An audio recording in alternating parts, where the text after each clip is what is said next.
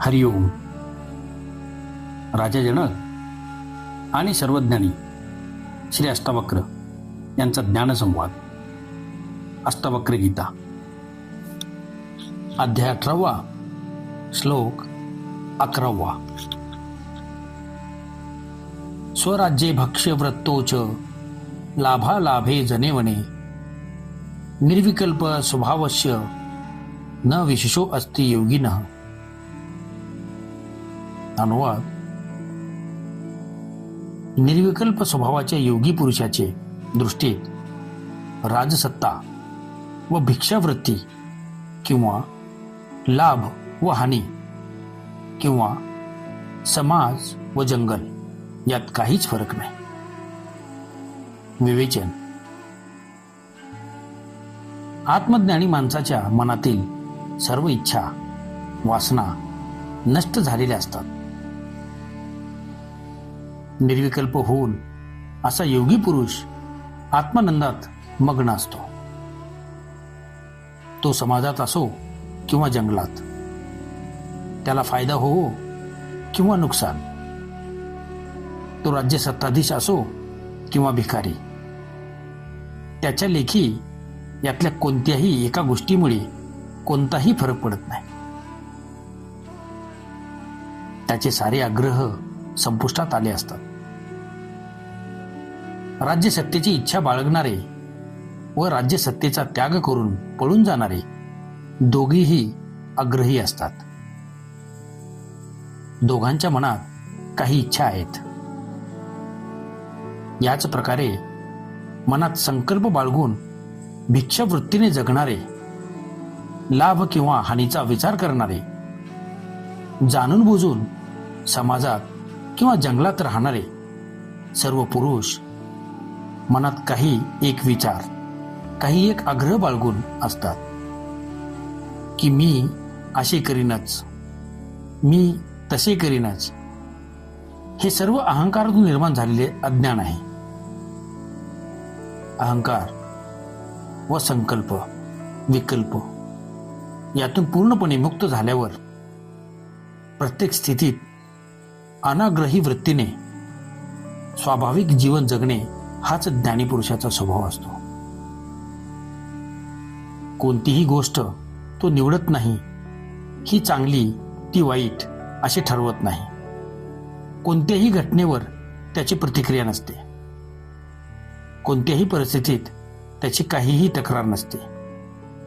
जे काही होते त्या सर्वांचा स्वीकार आहे. अध्याय 18 श्लोक 12.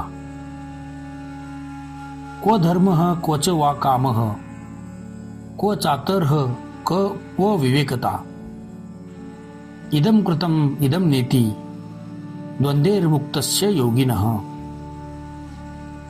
अनुवाद.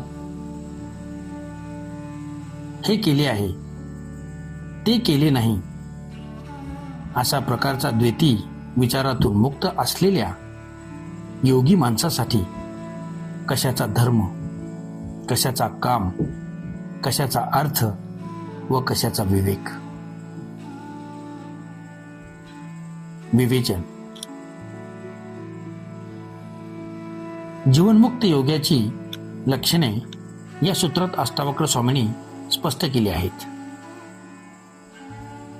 ही लक्षणे असणारा पुरुष जीवनमुक्त आहे व परमश्रेष्ठी योगी आहे असे जाणावे.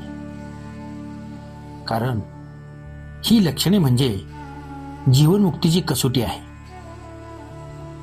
ज्या पुरुषात ही लक्षणे दिसत नाहीत त्याला ज्ञानप्राप्ती झालेली नाही. तो जीवनमुक्त नाही व अद्वैतांची अनुभूतीही त्यास आलेली नाही हे स्पष्ट आहे. आणि तरीही जर तो आत्मज्ञानी असण्याचा दावा करत असेल तर त्याला भ्रम झाला आहे, किंवा तो वेडा आहे, किंवा तो ढोंगी आहे.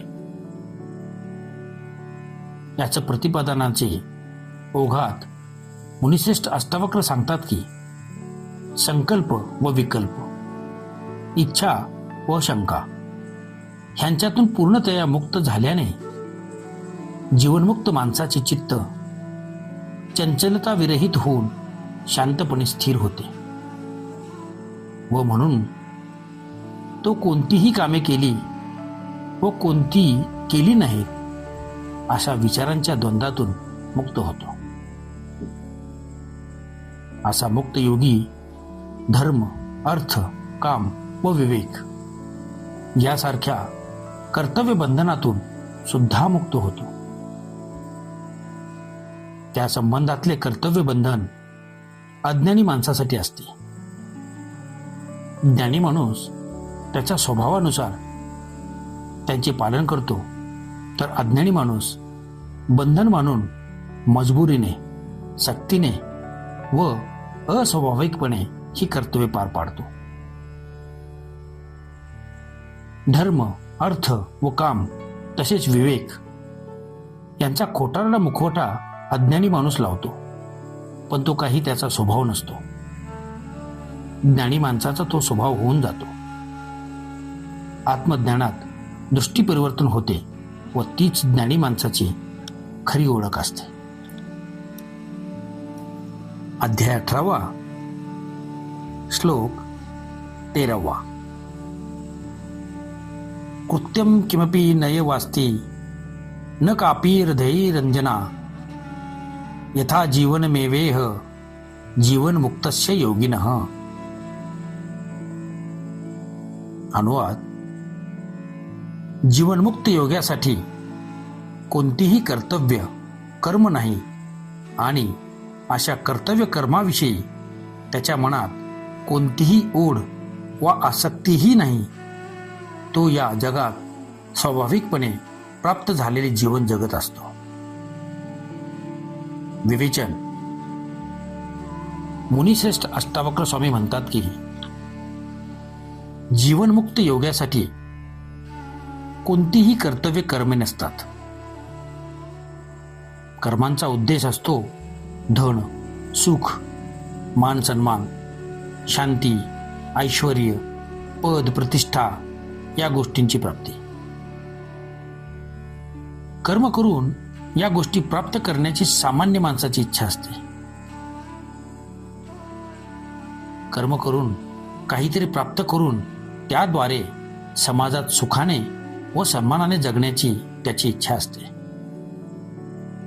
म्हणून कर्मात फळांची अपेक्षा सामावलेली असते. कर्म करणारी व्यक्ती धार्मिक असली तरी तिला कर्माद्वारे स्वर्ग, मोक्ष व सद्गती प्राप्त करण्याची इच्छा असते. याच इच्छेच्या प्रेरणेमुळे तो वाईट कर्मे त्यातून सत्कर्मे करू लागतो.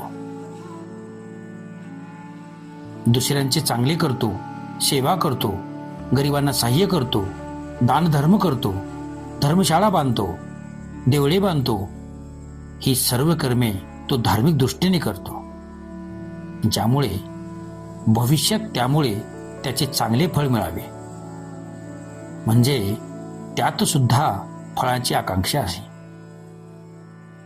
परंतु जो योगी पुरुष जीवनमुक्त झाला आहे त्याला तर जी सर्वश्रेष्ठ प्राप्ती आहे तिचा लाभ झालेला आहे. ज्याच्यासाठी ही सारी धार्मिक कृत्ये केली जातात तीच ज्ञानी माणसाला प्राप्त झाली आहे.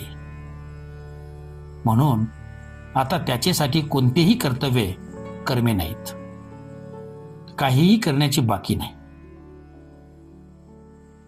कर्माचा उद्देश फलप्राप्ती आहे, म्हणून फलप्राप्ती कराव्याची सर्व कर्मे ज्ञानप्राप्तीनंतरच आपोआप सुटून जातात. त्यानंतर ज्ञानी माणसाकरिता फक्त तीच कर्मे करण्याची आवश्यकता शिल्लक राहते, जी कर्मे स्वाभाविकपणे व फलाकांक्षा विरहित वृत्तीने होतात. अशी कर्मे कर्तव्य कर्मे नसून खेळाप्रमाणे, नाटकाप्रमाणे स्वाभाविकरित्या होत असतात. अशा कर्माबद्दल हृदयात फार आस्था किंवा असोशी सुद्धा नसते. असा जीवनमुक्त योगी जसे आयुष्य सहजपणे वाट्याला येईल तसेच तो तितक्याच सहजपणे जगतो. त्यात काही खास मिळवण्याची इच्छा वा प्रयत्न नसतात. तसेच काही सोडण्याचाही आग्रह नसतो. त्याच्यासाठी कर्तव्य कर्मे कोणचीच नाही. याचा अर्थ असा नाही की सारे सोडून ज्ञानी माणसाने आळशी व्हावे व सर्व काही मिळाले आता काहीच करायचे नाही असे म्हणून बसून राहायचे. याचा अर्थ असा की कर्मे तर सर्व होतील, पण ते स्वाभाविकपणे व फळांची आकांक्षा न ठेवता होतील. याचा दुसरा अर्थ असा मुळीच नाही की सर्व कर्मांचा त्याग करून आळशी होऊन जीवन जगणारा जीवनमुक्त होऊन जाईल. तसे जो वागेल तो ज्ञानी नसून अहंकारी व ढोंगी माणूस आहे. हा फरक समजून घेतला पाहिजे. म्हणून मुनिश्रेष्ठ अष्टावक्र सावधान करतात की ज्यांना भोगाची अभिलाषा आहे त्यांच्यासाठी हा तत्वबोध त्याज्य आहे. ज्यांना फळाची आशा आहे ते सर्व भोगांची अभिलाषा बाळगणारे आहेत. त्यांना प्रदान केलेला तत्वबोध अमृताऐवजी विषाचेच काम करेल. तसा माणूस कर्तव्यभ्रष्ट होऊ शकतो. स्वीकारण्यास योग्य असे अधिकारी व मुमुक्षु व्यक्ती यांनाच तत्वबोध प्रदान केला पाहिजे. ज्ञान म्हणजे काही बाजारात मिळणारी सवंग गोष्ट नाही की प्रत्येक पानाच्या दुकानावरून मिळू शकेल. असे ज्ञान मंदिरात, मठात, आश्रमात, चर्चमध्ये किंवा मशिदीत सुद्धा मिळू शकत नाही. इथे डोके टेकवले, तिथे पुष्पमाला अर्पण केली, कुठे नारळ अर्पण केले की लगेच लोक स्वतःला धार्मिक समजू लागतात. लगेच आपल्याला स्वर्गाची किल्लीच प्राप्ती होते अशी त्यांची समजूत होते. ते असेही मानू लागतात की आता ते मुक्त झालेत, सिद्ध झालेत. आता त्यांना जणू करण्यासारखे काहीच उरले नाही. जीसस येशू ख्रिस्ताने म्हटले आहे की तुझी इच्छा पूर्ण हो. पण अशा भूमिकेत मी व तू, माझी व तुझी हा द्वैतभाव तसाच शिल्लक राहतो. अद्वैताची अनुभूती होऊ न शकल्यामुळे त्याने ईश्वरात व मनुष्यात पिता पुत्राचा संबंध असल्याचे मानले. ब्रह्मकुमारी वाले सुद्धा तसेच मानतात. महावीराला तर आत्म्यात ही फरक दिसला म्हणून ते अनेक आत्म्याचे अस्तित्व मानत होते. या सर्व अपूर्ण ज्ञानाच्या अवस्था आहेत. मुस्लिम धर्मात सुद्धा पूर्णतया द्वैतवादी आहे. अद्वैतवादी लोकांतही अष्टावक्र स्वामी या ज्ञानातले शिरोमणी आहे. म्हणून ते ज्ञान अध्यात्म क्षेत्रातले सर्वश्रेष्ठ ज्ञान आहे. काही मूढ व मूर्ख असे मानतात की चहा पिणे सोडून दिल्याने, काट्यावर झोपल्याने, नागडे फिरल्याने, अंगाला राख फासल्याने मोक्ष मिळेल. परंतु अशा गोष्टींचा व वस्तूंचा त्याग करण्याचा मोक्षाशी काही संबंध नाही. मोक्षाचा संबंध वृत्ती शांत होण्याशी आहे. हे सोडा, ते सोडा म्हणजे मोक्ष मिळेल असे सांगणारे अज्ञानी आहेत. मनाच्या चांगल्या वाईट सर्व प्रकारच्या व प्रत्येक इच्छेपासून मुक्त होणे हाच मोक्ष आहे. सर्व भेद नाहीसे होऊन त्या एका परमश्रेष्ठ तत्वात विलीन होणे हीच मुक्ती आहे. ओम शांती शांती शांती.